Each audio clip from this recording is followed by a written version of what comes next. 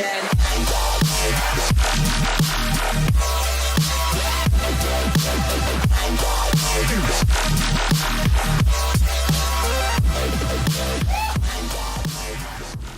guys, how are you doing? This video definitely wasn't recorded right after the last one. There was at least a 2-minute gap.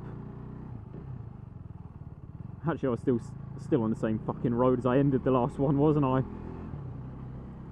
Okay, yes, the weather's good, it's dry, and I'm out on the bike. I'm getting videos done while I can. Fuck you.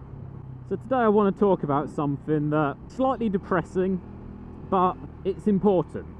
It's something that every biker lives with, and that is the fact that every time you get on your bike, every time you start it up, every time you twist the throttle, it could be the last time. Because we are so vulnerable out here. It's ridiculous. Yes, we wear all this safety equipment, but if you're doing 70 mile an hour and a car just pulls out in front of you and you smack into the side of it, it doesn't matter how much gear you're wearing, that will either fuck you up to the point of you never riding again, or fuck you up to the point of never living again and you're just dead. These things can kill you so quickly.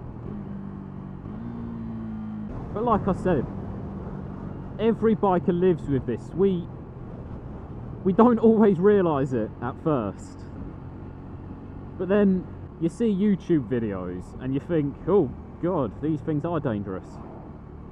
But even before you see YouTube videos, once you've been riding for a while, you realise how open, exposed, vulnerable you actually are.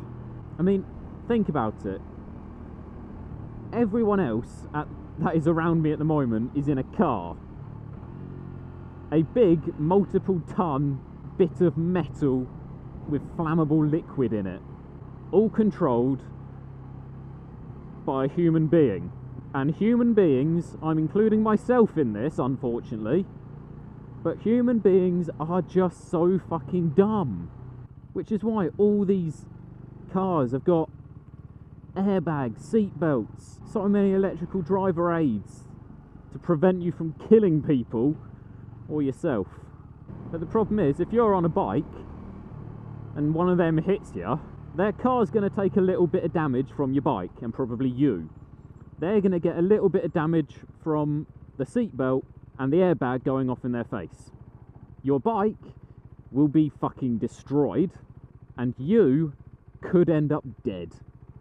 Or worse, you can be paralysed from the neck down. Yeah, some people say being dead is worse than being paralysed. I don't think so.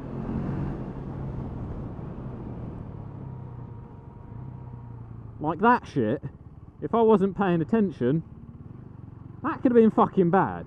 Because he didn't even look to see if there was anything coming from this way. And yes, I was. But being dead, you're dead. It's bad for everyone around you, but you don't know. But being paralysed from the neck down, you know what's happening. You can't do anything.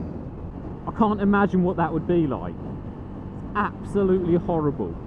Oh, bad plan, bad plan, bad plan.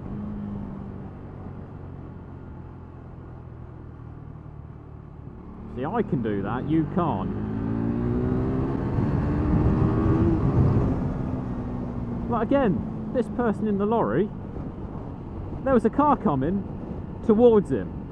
And what did he do? Oh, I'm going to overtake this tractor on a corner without checking to see how far away that car is. That could have been 2 people dead. But yeah, every time you ride your bike, it could be the last time.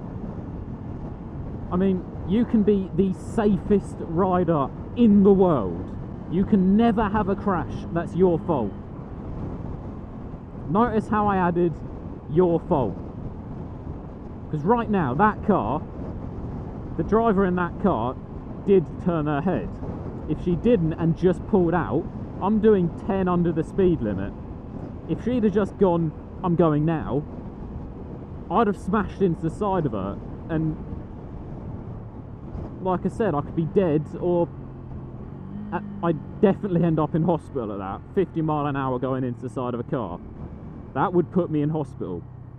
But yeah, you can be the safest person in the world, but it's everyone else on the road.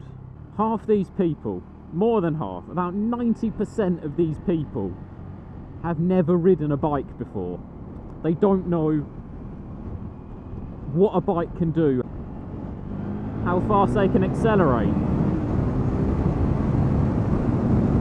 Or compared to a car, we brake so slowly. We've got 2 wheels, which is at most 3 or 4 actual brake discs, which means straight away we've got half the braking power. Then you've got to think they're a lot heavier, they'll slow down quicker. Then you also think in a car, you don't have to try and keep the car upright while you're braking. On a bike, you do. Compared to a car, if you were doing a 60 to 0 race, bike and a car, the car would win, hands down, every time. Because they can just smash their foot on the brake pedal and skid to a stop. If we smash the brakes, we're gone. We're on the floor. So we are so much more vulnerable than any other vehicle on the road except cyclists. But let's face it, they have it coming. I'm gonna get so much hate for saying that. I'm joking. Of course I'm joking. I don't hate cyclists, they're just very annoying sometimes. Now, because I grew up with my dad running a bike shop, and I grew up around, like, all of my dad's mates were bikers, and because of that, I know a lot of people, I did know a lot of people whose lives ended on bikes. And I know so many people who can't ride anymore, who can't do stuff that they used to be able to do because it might not have been their fault. Because a car pulls out in front of them. They then suffer for the rest of their lives. Now, like I said, somewhere deep in the dark little corner in every biker's brain, there is this thought. Now, most of the time, it never gets a voice. I'm giving it a voice today because someone needs to. It is a serious subject. Now, for people that have grown up with bikes and around bikers, they'll already know this the first time they sit on a bike. But for people that have just thought, I'm going to go and get a bike, they won't know that straight away. It will normally take someone a couple of really, really close calls or one crash to realise, oh shit, this thing isn't just a toy, this thing is a fucking weapon that I've put between my legs, just underneath my other weapon in between my legs. Ladies, it's not a weapon of mass destruction, it's a weapon of ass destruction. Anyway, I've gone slightly off topic. Oh god, this helmet is loud! Now, considering everything I've said, I'm not trying to put anybody off buying a bike. In fact, I would highly recommend everyone gets a bike. The world would be a much, much nicer place.